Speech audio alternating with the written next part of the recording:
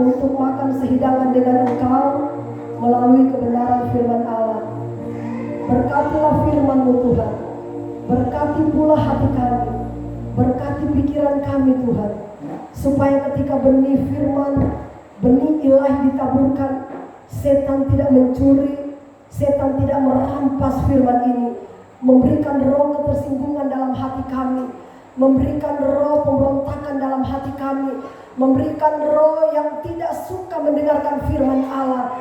Dalam nama Tuhan Yesus, pekerjaan setan kami tolak keluar dari gereja ini. Darah Yesus berkuasa. Biar Tuhan yang ambil alih firman-Mu Tuhan. Hamba cumalah tanah liat yang Engkau bentuk dan Engkau pakai pagi hari ini untuk menjadi saluran berkat.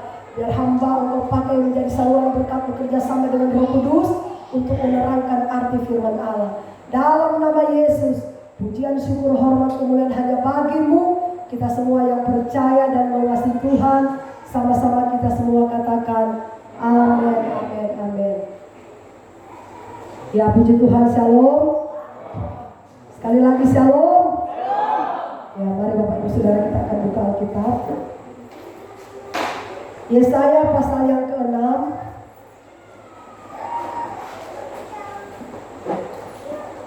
Yesaya 6 ayat pertama.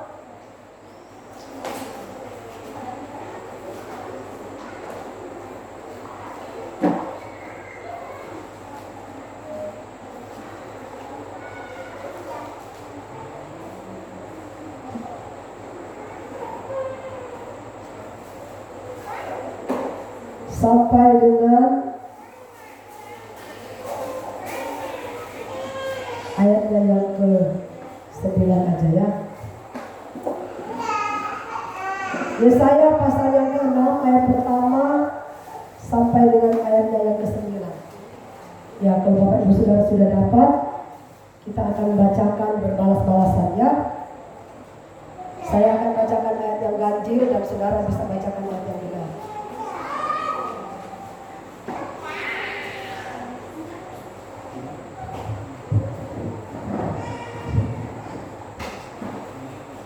Yesaya 6, saya akan bacakan ayat yang ganjil ya. Dalam nama Yesus, Yesaya mendapat panggilan Allah.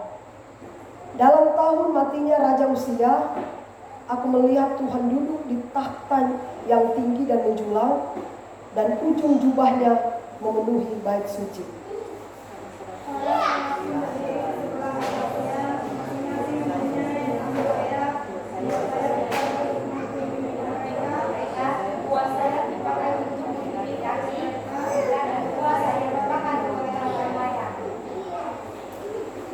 Dan mereka berseru seorang kepada seorang, katanya, Kudus, kudus, kuduslah Tuhan semesta alam. Seluruh bumi penuh dengan kemuliaan-Nya. Maka bergoyanglah alas tambang pintu disebabkan suara orang yang berseru itu, dan rumah itu menggema dengan masa. Lalu kataku, celakalah aku binasa, sebab aku ini seorang yang najis bibir. Dan aku tinggal di tengah-tengah bangsa yang najis bibir. Namun mataku telah melihat Sang Raja, yakni Tuhan semesta alam. Bagi seorang daripada itu telah mendapatkan aku, di tangannya ada bara yang diambilnya dengan speed dari atas semesta. Ia menyentuhkannya kepada mulutku serta berkata, lihat, ini telah menyentuh bibirmu, maka kesalahanmu telah dihapus dan dosamu telah diampuni. Lalu mendengar suara Tuhan berkata, siapakah yang akan kudus dan siapakah yang mampu untuk aku? Maka sahutku, ini aku, utuslah aku. Kemudian firman-Nya, pergilah dan katakanlah kepada bangsa ini, dengarlah sungguh-sungguh, tetapi mengerti jangan, lihatlah sungguh-sungguh, tetapi menanggapi jangan. Ayat 10. Buatlah hati bangsa ini keras dan buatlah telinganya berat dan buatlah matanya mendekat tertutup, supaya jangan mereka melihat dengan matanya dan mendengar dengan telinganya dan mengerti dengan hatinya, lalu berbalik dan mencari sembuh.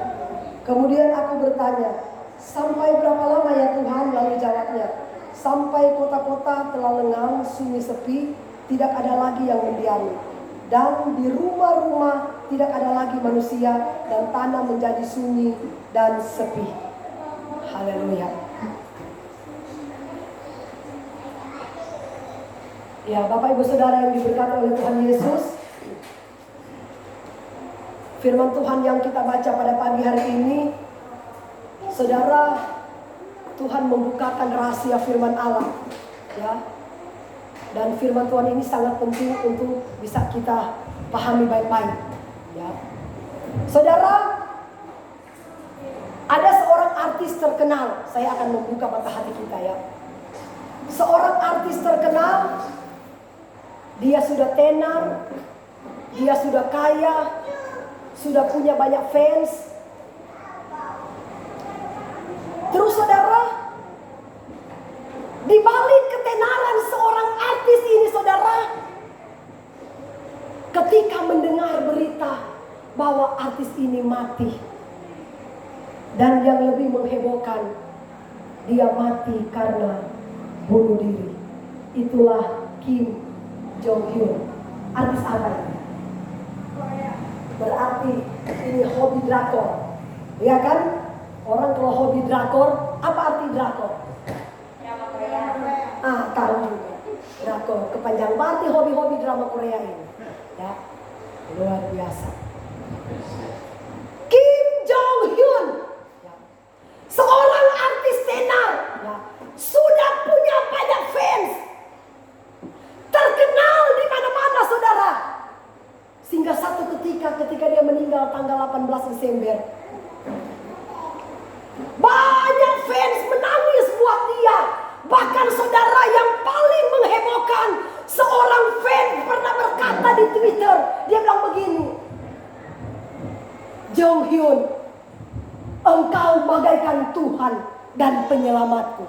Wah, luar biasa, ya. Saking idola, saking ngefans dengan Kim Jong Hyun, sampai-sampai dia dikatakan Tuhan dan penyelamatku.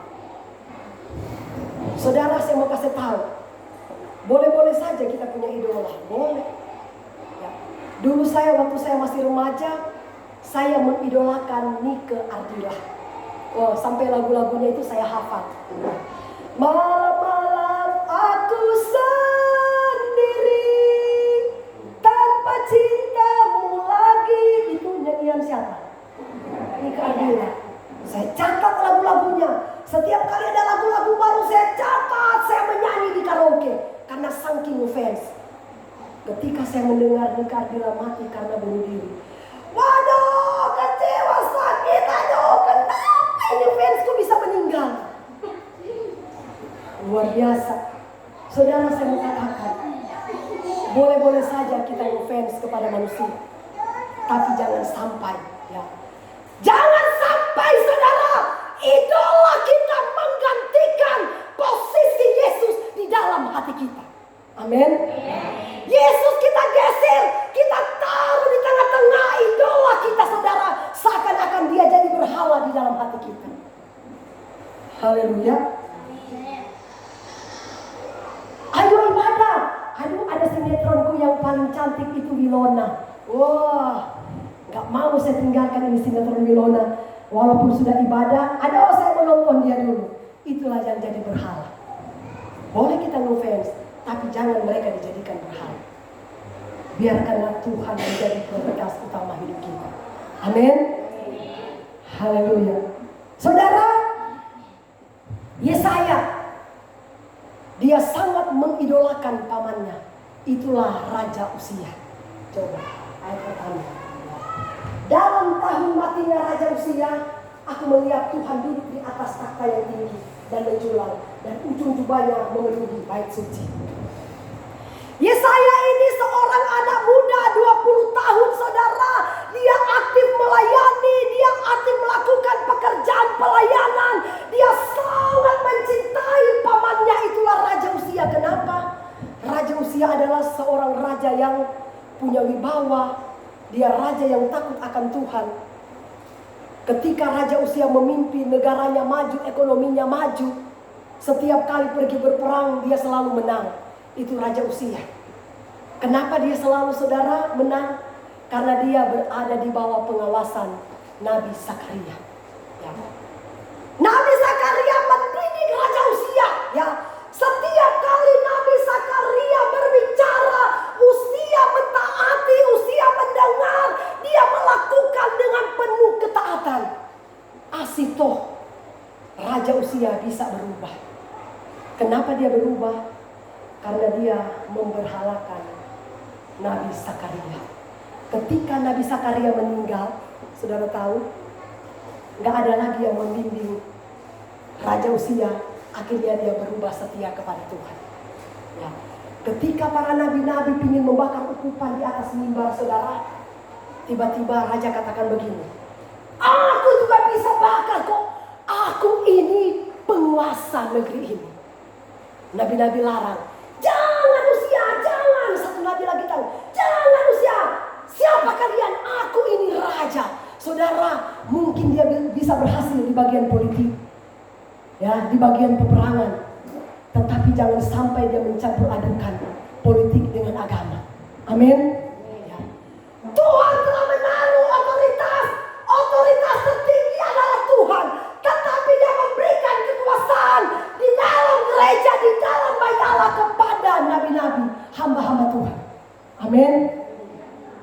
Kita boleh berkuasa di luar sana, tapi jangan sampai kita berkuasa di dalam gereja. Karena Tuhan telah memberikan otoritas. Amin. Otoritas tertinggi adalah Tuhan.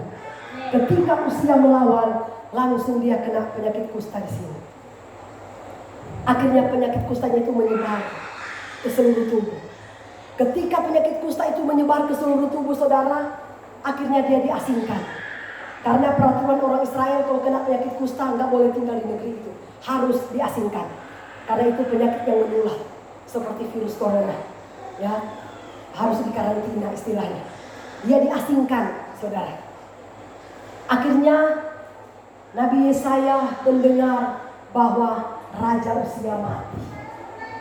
Dalam tahunnya matinya Raja Uzia. Ya. Saudara, seorang raja yang dia idola-idolakan, seorang raja yang benar-benar dia ngefans dan dia cinta kepada raja pamannya sendiri karena pamannya punya wibawa yang luar biasa. Pamannya bisa membimbing semua masyarakat sehingga masyarakat itu bisa maju dan berkembang, bahkan ekonomi bisa maju. Asito mati gugur karena penyakit kusta. Akhirnya dia mulai termenung. Guna apa lagi aku bisa hidup ini? Seorang yang aku bangga-banggakan, idolaku, figurku, sekarang sudah mati. Sambil dia termenung, saudara lihat tiba-tiba firman Tuhan katakan, pada waktu Uzia, saudara, ya, pada waktu Uzia mati, kemudian Nabi Yesaya tidak bisa menerima kematian Uzia. Dia merasa kehilangan, dia merasa seorang yang membimbing dia telah pergi meninggalkan dia. Dia sedih, sakit hati. Sambil termenung, tiba-tiba saudara, dia melihat Tuhan duduk di atas tahta yang tinggi dan menjulang, dan ujung jubahnya memenuhi bait suci. Jadi pada waktu itu Nabi Yesaya berada di bait suci ketika dia melihat Tuhan. Amin. Ya. Saudara, saya mau kasih tahu, ya. Pada waktu saudara Yesaya mengidolakan manusia, ya, ketika manusia itu pergi meninggalkan dia, dia nggak bisa terima. Tiba-tiba Tuhan katakan, ya, kudus, kudus, kuduslah aku. Artinya dia katakan kepada Yesaya, Yesaya, jangan pernah engkau menggantikan posisiku di dalam hatimu. Akulah yang kudus, akulah yang terhormat, akulah yang termulia, akulah yang terpuji dan tertinggi. Hanya akulah yang layak engkau sembah, bukan manusia yang harus kita idola-idolakan. Amin. Coba ayat kedua, coba. Dan mereka berseru-seru kepada saudaranya, kudus, kudus, kuduslah Tuhan semesta alam, seluruh bumi penuh dengan kemuliaan. Bayangkan Tuhan itu memperlihatkan dirinya di bait Allah, itu pun cuma ujung jubah. Tetapi saudara, ketika dia nampak di bait Allah, penuh dengan kemuliaan, sinar kemuliaan bait Allah itu, sampai-sampai Yesaya ketakutan. Akhirnya mereka katakan begini, kudus, kudus, ternyata hanya Tuhanlah satu-satunya yang harus sumber idola kita. Amin. Jangan pernah kita menggantikan saudara posisi Tuhan dengan yang lain. Karena kalau kita mengidolakan manusia, manusia bisa gugur, manusia bisa mati. Tapi kalau Tuhan sampai selama-lamanya tidak akan pernah mati. Dia kekal selama-lamanya. Amin. Haleluya. Itulah kuasa Tuhan. Ya. Saudara, ketika Yesaya mendapatkan penglihatan, dia katakan begini, Tuhan, aku tidak layak. Aku tidak layak. Aku orang yang najis bibirku. Wah, luar biasa. Aku tidak layak. Tiba-tiba Tuhan suruh malaikat menjamah bibirnya. Akhirnya dia katakan, engkau sekarang sudah kudus. Siapakah yang akan kuutus? Langsung gak serta-merta dia bilang, ini aku Tuhan, utuslah aku. Haleluya. Saudara mau melayani Tuhan? Coba di sini angkat tangan, siapa mau melayani Tuhan? Layanilah Tuhan, saudara. Mungkin saudara melayani nggak datang khotbah di sini, tetapi saudara menjadi saksi di luar sana. Mari kita bersaksi bahwa Tuhan Yesus. Biarlah Tuhan Yesus itu selalu ada dalam hati kita. Jangan pernah pekerjaan menjadi berhala kita. Saudara, saya kasih tahu, ketika kita bekerja, carilah sumber berkat. Sumber berkat itu adalah Tuhan. Walaupun kita banting tulang di luar sana, tapi kalau Tuhan tidak buka pintu, kapan kita diberkati? Pujian katakan, jika Kau yang membuka pintu, tiada satupun yang dapat menutupnya. Jika Kau yang mengangkat aku, tiada yang dapat merendahkanku. Amin. Hanya Tuhan yang sanggup mengangkat dan menjatuhkan hidup kita. Jangan pernah kita berhalakan manusia. Jangan kita berhalakan pekerjaan kita. Tapi mari prioritaskan Tuhan. Tuhan yang terbesar yang harus kita taruh di dalam hati kita. Amin. Karena dialah sumber kekayaan, sumber berkat, sumber kesehatan, sumber segala-galanya. Hanya praise and glory. Amin. Tuhan Yesus berkati kita semua. Shalom.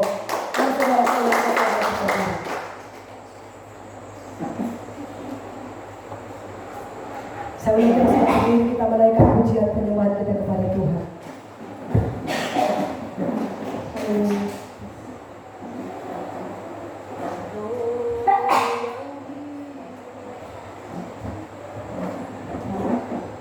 Haleluya. Roh yang hidup penuhi kami Tuhan. Haleluya Yesus. Glory, haleluya Yesus. Penuhi kami dengan roh Tuhan. Sebab kami tahu tanpa Roh Kudus kami tak bisa berbuat apa-apa. Roh Kudus yang akan memberikan kekuatan dan kemampuan bagi kami, supaya kami tidak pernah menggantikan posisimu di dalam hati kami. Sebab kami tahu Engkau yang termulia, Engkau yang terdasar, Engkau yang terhormat, Engkau Raja kami Tuhan. Terima kasih Tuhan Yesus. Haleluya Yesus. Amin.